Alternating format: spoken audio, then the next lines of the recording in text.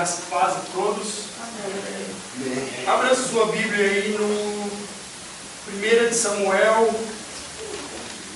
capítulo 8.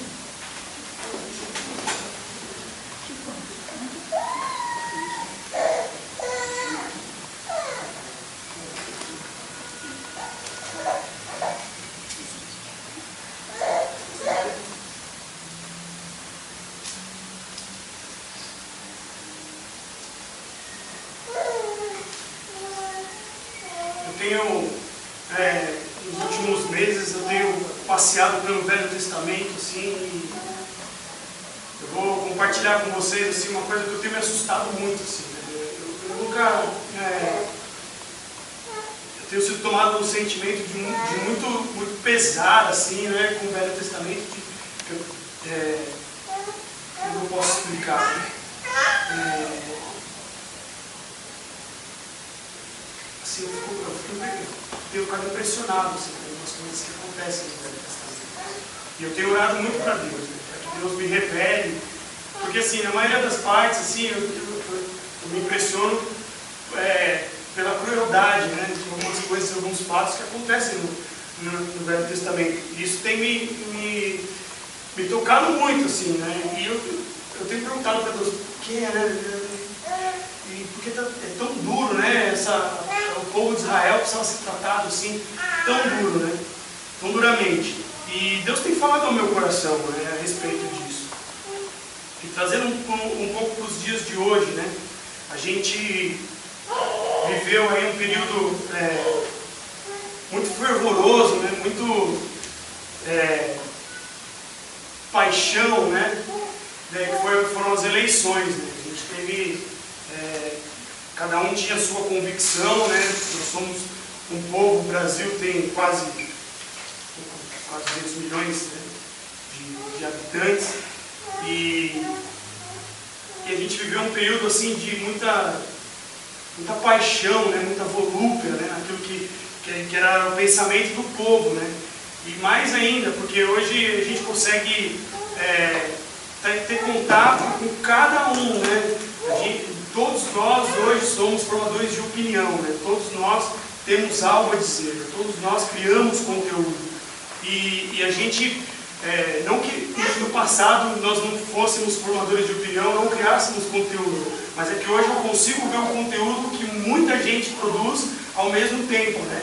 Por exemplo, eu entro você aí pode entrar numa página do Facebook e ver várias pessoas postando conteúdos diferentes a respeito daquilo que elas estão pensando.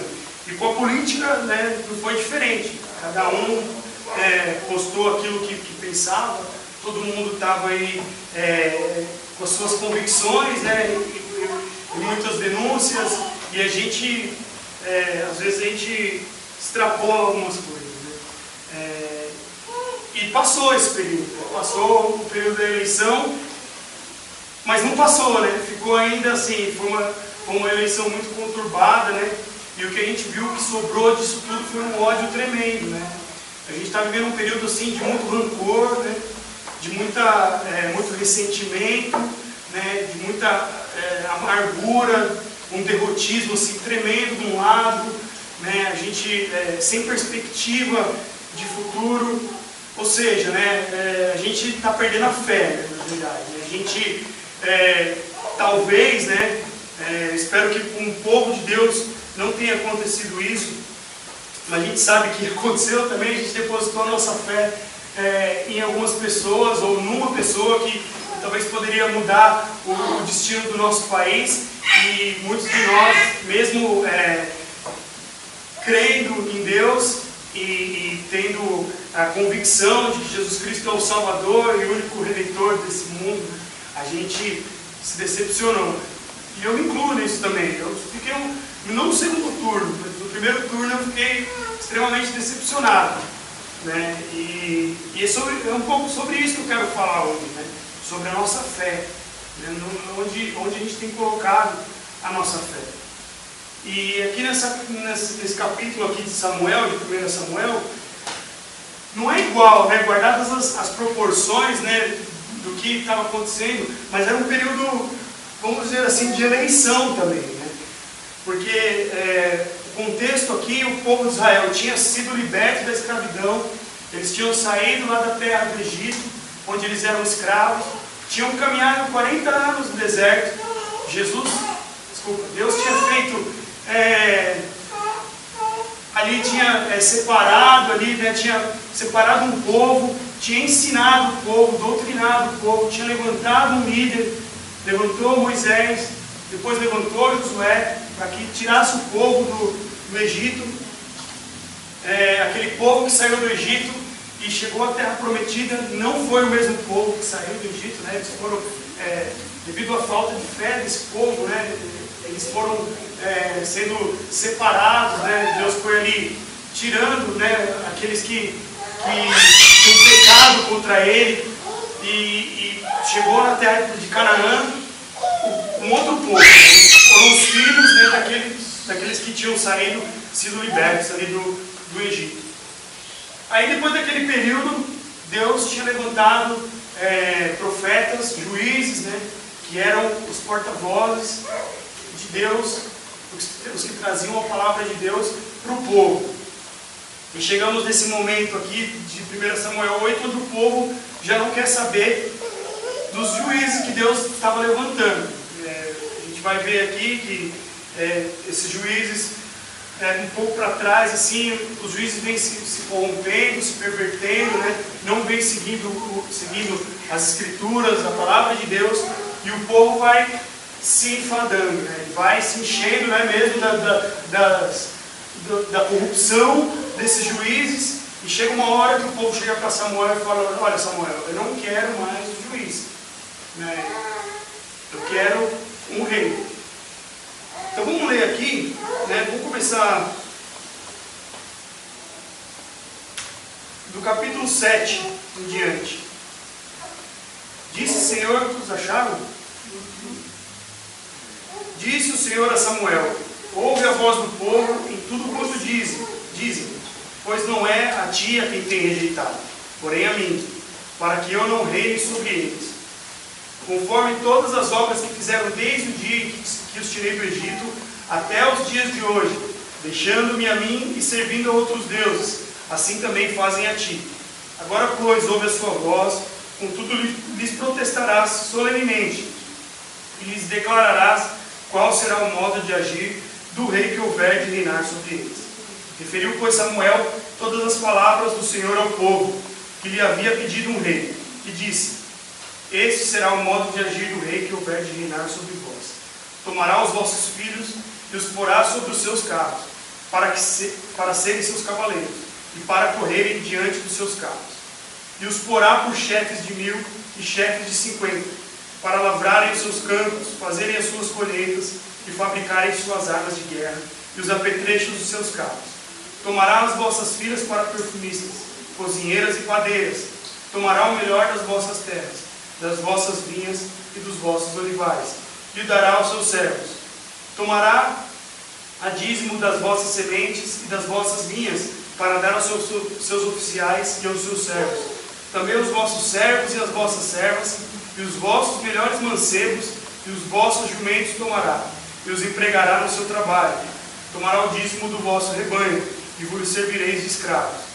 Então naquele dia clamareis por causa do vosso reino, que vós mesmos houveres escolhido, mas o Senhor não os ouvirá. O povo também não quis ouvir a voz de Samuel, e disseram: não, mas haverá sobre nós um rei, para que também nós sejamos como nas outras nações, e para que o nosso rei nos julgue, saia diante de nós e peleje as nossas batalhas.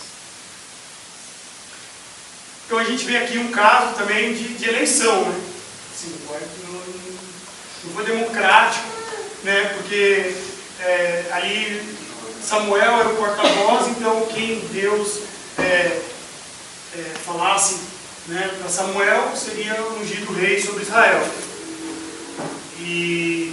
Mas o povo aqui, ele rejeitou, né, o grande e supremo governador, que seria o próprio Deus, para que um homem, né, de carne, de osso, pudesse estar sendo o rei sobre o povo, né?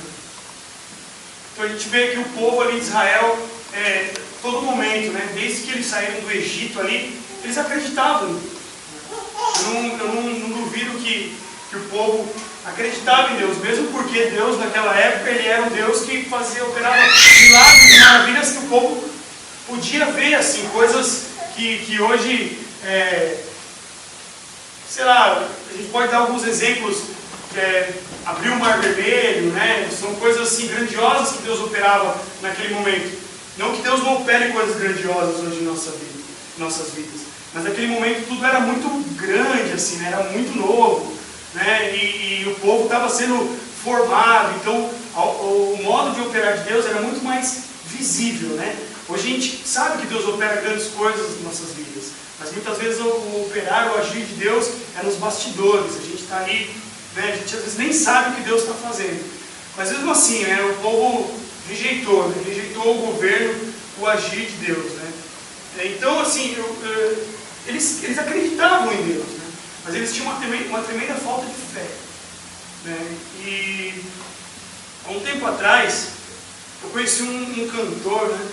Me apresentaram um cantor. O trabalho dele chama Estratagema de Deus. E ele tem uma canção que a música começa assim: perdi a fé na fé que eu tinha para não perder a minha fé. Perdi a fé na fé que eu tinha para não perder a minha fé. E a pergunta que me veio, né, refletindo sobre essa frase, né? O que tem sido a nossa fé? Onde está a nossa fé?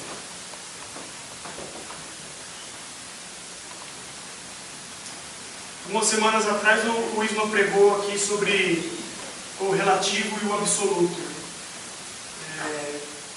A nossa fé está firmada em coisas relativas, ou realmente a nossa fé hoje está firmada no absoluto, no Criador de tudo?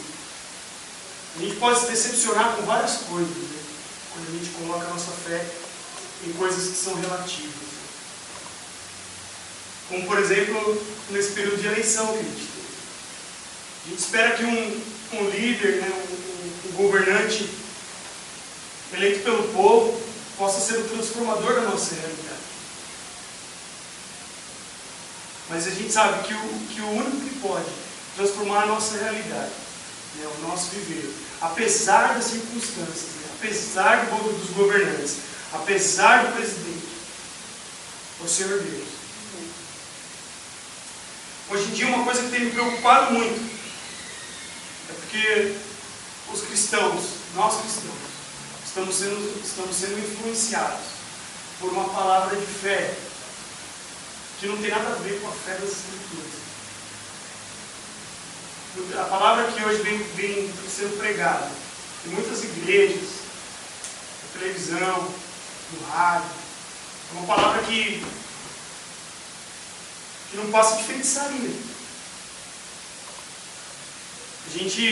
Quantos de nós já não ouviram falar de cultos como uma vida vitoriosa, uma vida com propósito, venha ser feliz, despertando para o sucesso, nascido para vencer, conquistando o sucesso, o culto da vitória, culto do poder. A palavra de ordem nas igrejas hoje é que você pode ser feliz. Esquecendo da palavra das Escrituras, né, que diz que é humilhado, para que a gente se humilhe na presença do Senhor. O salmista já dizia lá no Salmo 73: que mais tenho eu no céu? Não há outro em quem eu me compraza na terra. Então essa palavra que vem sendo pregada, né, nas igrejas, assim, a gente vê que o povo tem andado no engano. Quando eu era criança, adolescente, eu gostava muito de jogar videogame. E eu queria saber muito dos jogos, né? Eu entrava mesmo de cabeça nos jogos. E aí, eu não sei se ainda tem, mas na minha época eles vendiam umas revistas de jogo, chama Ação Game, Player, não sei o quê.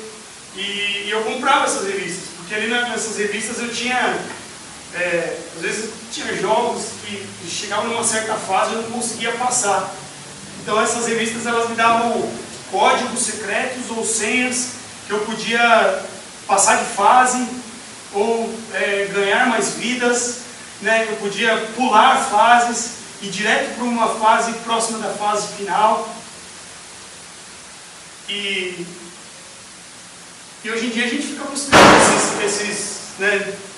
A gente busca na Bíblia, né? A gente tem buscado na Bíblia atalhos, né? A gente tem buscado na Bíblia códigos que nos livrem de passar pelos processos, livram a gente de passar pela cruz, né? Para que a gente possa chegar à fase final, né? Ganhar o prêmio, né? E é isso que muitas igrejas têm pregado hoje. Antigamente, no século passado, a gente, até um tempo atrás, né, não digo no século passado, mas até um tempo atrás, o mal da humanidade era o orgulho, né? A gente tinha um problema dentro das igrejas ou fora das igrejas do orgulho. Mas hoje o grande mal que aflige o ser humano é a baixa autoestima. Isso aí é um prato cheio para essa pregação que fala que você pode ser feliz. O sucesso é tudo na sua vida. Porque cada vez mais você vê igrejas lotadas de pessoas com baixa autoestima, em busca da felicidade. E aí chegam no culto, são apresentam a elas práticas ou módulos para que você possa alcançar a felicidade. Mas a gente sabe que essa felicidade pode ser até alcançada, as pessoas realmente alcançam a felicidade. Mas é uma coisa transitória, é uma coisa passageira. Porque a gente sabe que a felicidade plena foi alcançada na cruz do Calvário, por Cristo Jesus. E a gente só pode alcançar a felicidade plena se Jesus Cristo for o Senhor e Salvador das nossas vidas. Amém. Paulo já havia nos alertado sobre isso. Paulo já havia falado para a gente.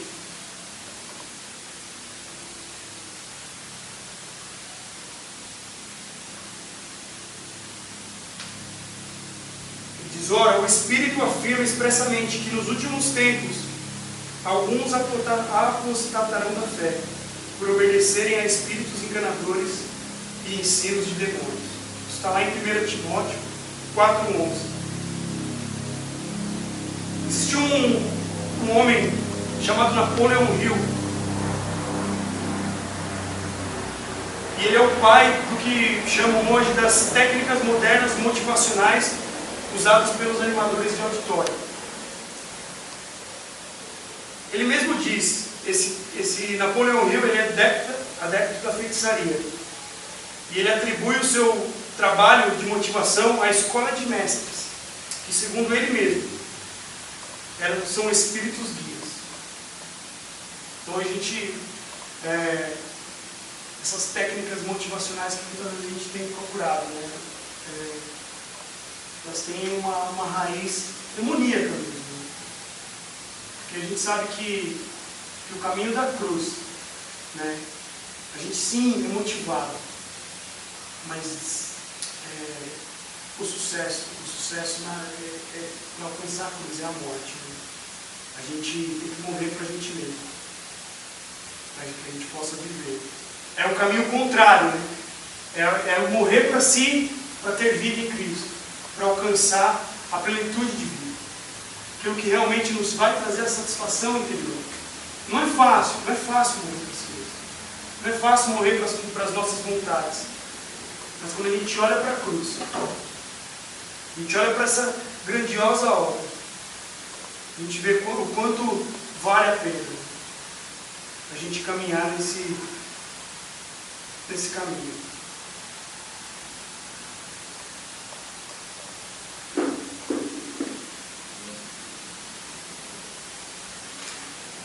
seria capaz de ter um ato de fé tão grande como Josué teve? Josué, no momento ali de batalha, de luta, ele orou a Deus para que o sol parasse.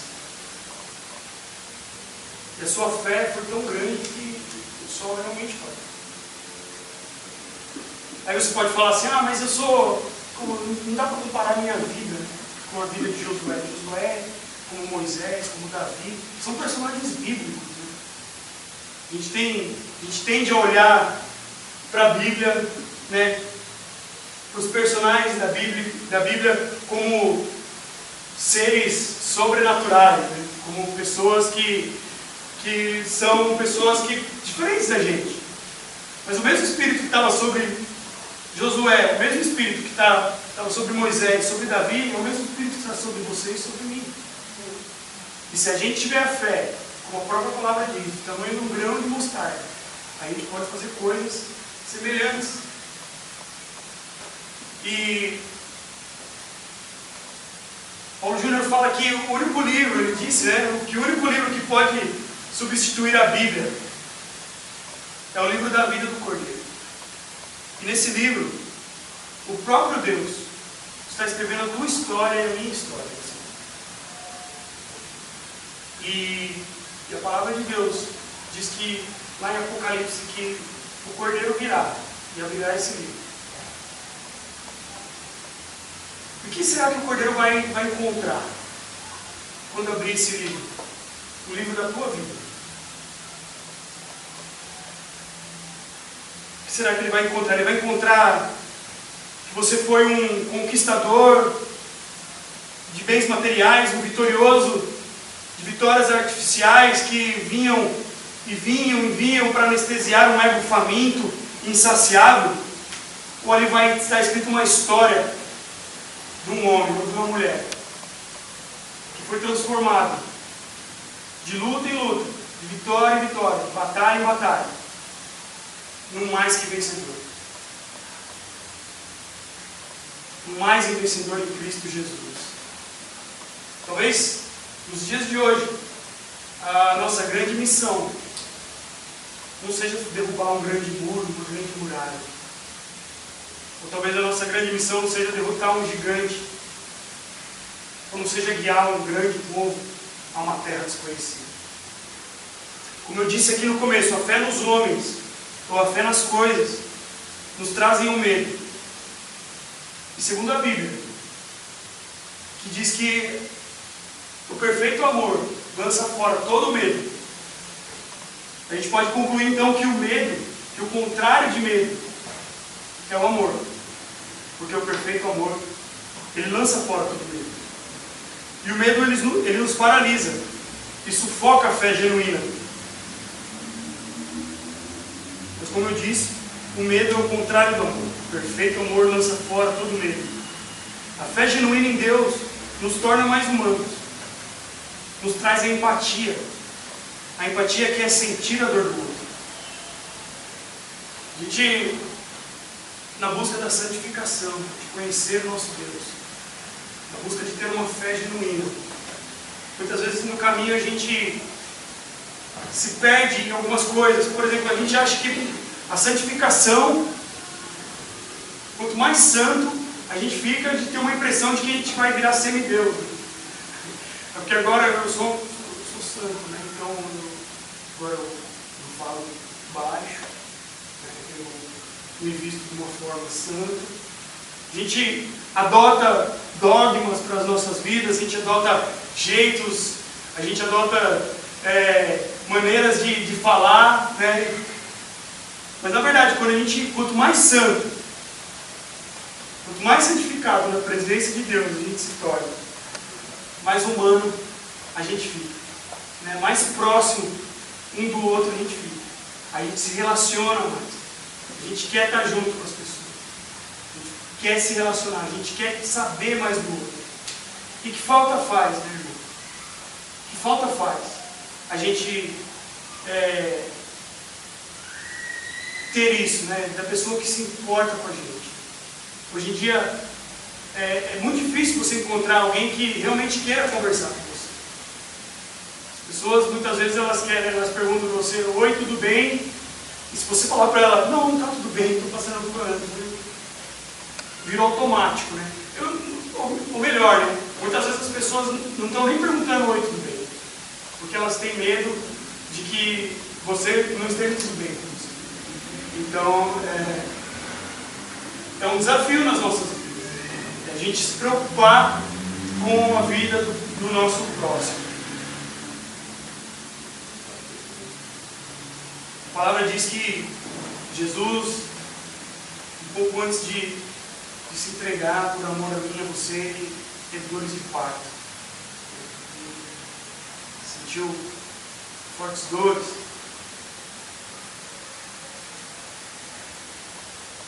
Somente assim fomos capazes de gerar frutos para o reino. Tem uma ilustração que diz que o nosso coração é como um trono. E um trono, ele nunca pode estar vazio. O trono, sempre quando um rei morre, ou um rei é destronado, sempre alguém precisa tomar esse lugar. E o nosso coração é como um trono. Assim aqui como no capítulo de Samuel, aqui no 8, que a gente viu que existia um rei na vida deles. Mas eles levantaram outro rei. Nosso coração é como um trono. Quem é que governa? Quem está sentado nesse trono? Quem está sentado no trono do teu coração?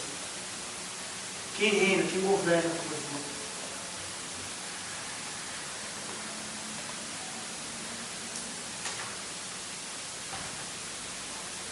Você tem uma fé sólida? Ou depende de situações? Como anda sua fé? Sua fé é uma fé madura? Ou tem muitas dúvidas do que é e para que serve? Muitas vezes a gente criou um sistema em nossa vida onde a gente anda com muitos penduricalhos. Né? Então, a gente vira pessoas supersticiosas, místicas da fé. Né? A gente tem andado procurando campanhas, olhinhos e coisas, esses subterfúgios. Né? Assim como o povo de Israel aqui, no momento, eles tinham um rei que governava sobre eles. Eles tinham alguém a quem recorrer, era o próprio Deus. O próprio Deus. Mas eles, todo momento, né, a gente pode ver quando, na época que eles estavam cativos, perdidos ali, andando no deserto, quando Moisés saía da presença deles, que Moisés era o líder ali, né, no meio deles, foi levantado por Deus. Quando Moisés saía da presença ali do povo de Israel, ia se encontrar com Deus, quando ele voltava, o povo já tinha erguido um ídolo, estava lá adorando, ora um bezerro, outra hora uma serpente, sempre tinha que ter alguma coisa para poder ver, para poder apalpar. Você se identifica com o povo de Israel em algumas coisas da sua vida? Muitas vezes, no nosso caminhar, a gente tem perambulado no deserto, porque realmente a nossa fé está firmada em coisas, ou em subterfúgios, ou em coisas que não trazem a fé genuína em Deus. A palavra diz que a fé vem pelo ouvir, de ouvir a palavra de Deus. A palavra também diz que a fé é a certeza das coisas, é o firme fundamento das coisas que não se veem. Eu fico meditando um pouco nisso, sobre o firme fundamento do que não se vê. Isso é muito difícil de entender, muito louco na verdade. Porque como você pode ter firme fundamento numa coisa que você não vê? Se eu te parasse na rua hoje e falasse para você assim, cara, acredita nisso aqui. Isso aqui vai mudar a sua vida. Não tem nada. É o firme fundamento daquilo que você não vê. Agora, quando eu penso no firme fundamento daquilo que você não vê, eu penso numa estrada. Você tem um destino, um lugar para onde você quer ir. Você nunca foi para aquele lugar, mas você sabe que aquele lugar existe. Você tem um mapa na mão. Você nunca percorreu aquele caminho, mas você sabe que se você seguir aquele mapa e percorrer aquele caminho, você vai chegar no seu destino. Porque algum dia alguém já percorreu aquele caminho e alguém chegou naquele destino. Deus viu o seu único filho para que morresse na cruz, para que eu, para que você, para que toda a humanidade pudesse percorrer esse caminho e ter um firme fundamento naquilo que não se vê. Porque Ele conhece o caminho. Ele é o caminho, a verdade e a vida. Então ame por fé e mediante a fé em Cristo. Sirva ao próximo, humilhe-se na presença do Eterno. Clame por conhecimento, pois somente assim seremos guiados pela genuína fé, que nos leva à salvação. Somente assim a gente não vai ser confundido, a gente não vai ser ludibriado por nenhuma palavra motivacional, por nenhuma feitiçaria. Somente em contato com a palavra do Senhor, com as Escrituras Sagradas, a gente tem um firme fundamento. Então, desafio para que caminhemos sobre esse caminho de vida. Amém?